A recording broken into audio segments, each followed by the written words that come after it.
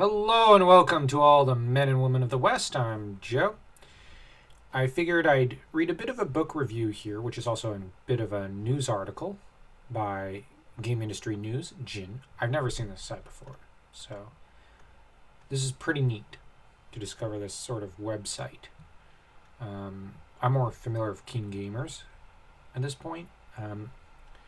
But here's Shadow of the Dragon Queen module celebrates decades of Dragonlance by John Breeden II. Huh. Cool. He's a junior.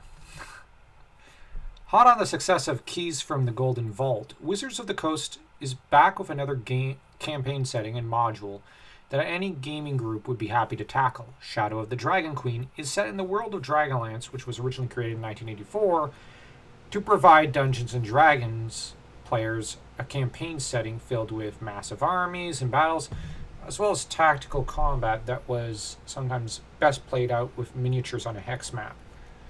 Growing up, Dragonlance was always a mysterious world that the older kids played. Meanwhile, my friends and I adventured through most of the original D&D modules like Palace of the Silver Princess, Keep on the Borderlands, Isle of Dread. Actually, those sound really cool. I'm not familiar with them, but they sound really cool. We had a perfectly good time with those standalone modules, but also looked jealously at the older kids who were playing Dragonlance and even using miniatures to stimulate their battles. We didn't even learn about campaign settings where characters could go from first level to 12 or so over the course of an adventure until Temple of Elemental Evil was released. So Dragonlance was always a step too far for my young gaming group. Something bad apparently happened between TSR, who owned D&D franchise at the time, and the authors of the Dragonlance campaign setting, which is why not too many materials were released for it originally. It kind of fizzled out, despite its popularity at the time, and never really got to fully develop like some of the other campaign worlds. Now, I'm kind of going to disagree. I think Dragonlance got a lot more well-developed than others, but I'm biased because I love Dragonlance. And that is a shame because D&D has always been a bit lacking when it comes to miniatures and combat, unlike other systems like Warhammer, which are, in that regard, like with the miniature stuff. Yeah, okay. Yeah, he makes a good point there. But I think they've recently begun to correct that mistake, if you can call it a mistake. So it's nice to see current owners, Wizards of the Coast, investing back into Dragonlance with a brand new adventure that comes with lots of extras. It's all part of Wizards' winning strategy to support the D&D game system by publishing a bunch of titles so that something among them is going to appeal to just about any group of players, and that variety seems to be serving them well, as D&D is more popular than ever, even making its way back into the movies. Yeah, I guess that's one good thing to honor among thieves.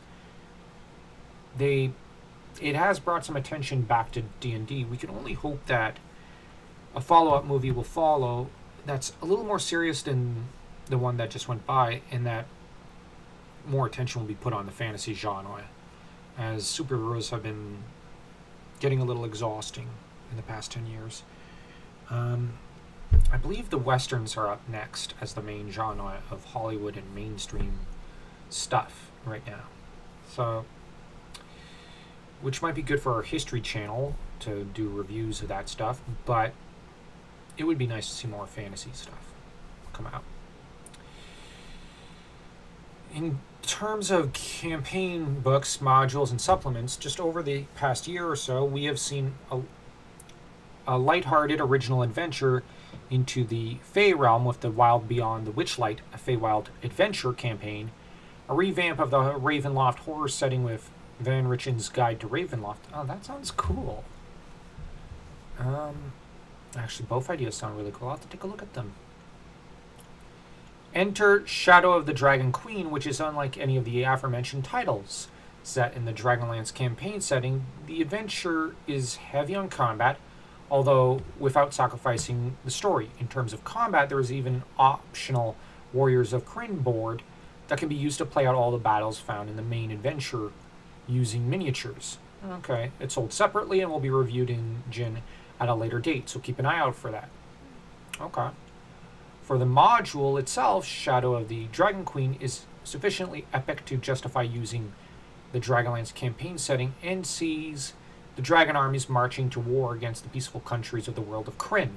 The module does a great job of starting out both small and slowly with characters just beginning their adventuring careers at level 1 and then suddenly getting swept up in world-changing events. Players start at first level and over the course of the long campaign end up at level 12, assuming they survive.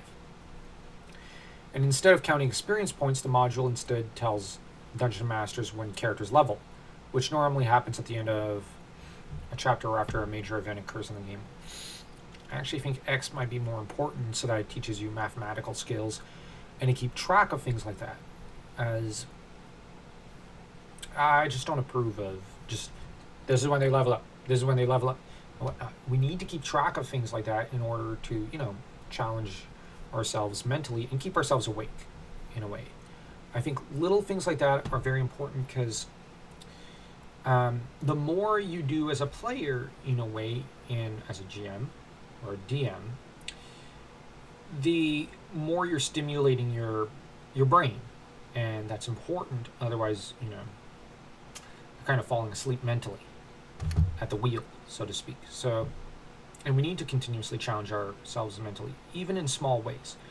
Now, I know it's annoying to have to keep track of your exp, but we need those little irritations because long term, those little things, keeping track of them tests your memory, and your memory will start to rot if you don't keep pushing it and testing it. Even in small little ways, small things build up into big things, as they say. So, I know that's a bit of a soapbox fit moment, but I just think testing your memory, even if it's just like writing it down. Okay, I have 30,000 exp. Next level is 35,000. Okay, there, where you just note it down, and then remind yourself every once in a while to check your exp, and thus you keep a running tally, and it also gives you something to aspire to because you're then going, ooh, when I get to level 5 or 6, I'm gonna get this or that, which was always part of the fun of D&D. So I know I'm showing I'm a bit of a D&D boomer. Well, I've been doing it for almost 20 years, so yeah. I guess I am the gaming equivalent of a boomer. In addition to either that or silent generation almost, in terms of gaming. In addition to a fascinating story told chapter by chapter, Shadow of the Dragon Queen also introduces a new playable race, the Kenders. I love them. Which are kind of a jovial version of Tolkien's hobbits. Yeah, that's a good way of putting it. There's also a new class that uses phases of the moon for sorcery spells, 9 new feats, and 2 additional player backgrounds. Oh, that's cool. There are also a few new magic items. Oh, good. Including some made with a heavy dose of gnomish craziness. And 28 new monsters, including a whole host of draconian fiends to face off against from the dragon army. That's a good idea. That's a really good idea. My test group had a great time with Shadow of the Dragon Queen. Many players in that group had not experienced RPGs with a high level of tactical combat before. Oh. Most enjoyed the experience and said they wanted to bring that kind of tactical fighting over to future games as well. We also used the optional board game, and we'll be reporting on that later. Oh, well, good for him. But in general, Shadow of the Dragon Queen is a darn good module that is packed with new content and a satisfying story that ramps up from humble beginnings to a world-changing finish. It's perfectly playable on its own without the game board, and can provide many amazing gaming sessions for dungeon masters to serve up to their players, especially for groups that enjoy a healthy dose of combat amid their role-playing. Oh god. Now, I've not yet tried this. I've been kind of eyeing Shadow of the Dragon Queen for a while, since I first heard about it. Oh wow, this is a pretty old site. Good for them. I've been living under a rock. John Breeden seems to be a pretty good article writer. As I'm kind of getting into that, a little bit of that myself, I'm going to need to keep track of. His style is pretty good. So, yeah, I'll link this article down below. Next week, we'll be continuing with more standard run-of-the-mill Dragonlance stuff, examining Dragons of Autumn Twilight a little further, because why not? And then I'm hoping to do another location video, maybe of Thorbarden. I really like Thorbarden. So we'll touch on Thorbarden at some point. I really like Thorbarden.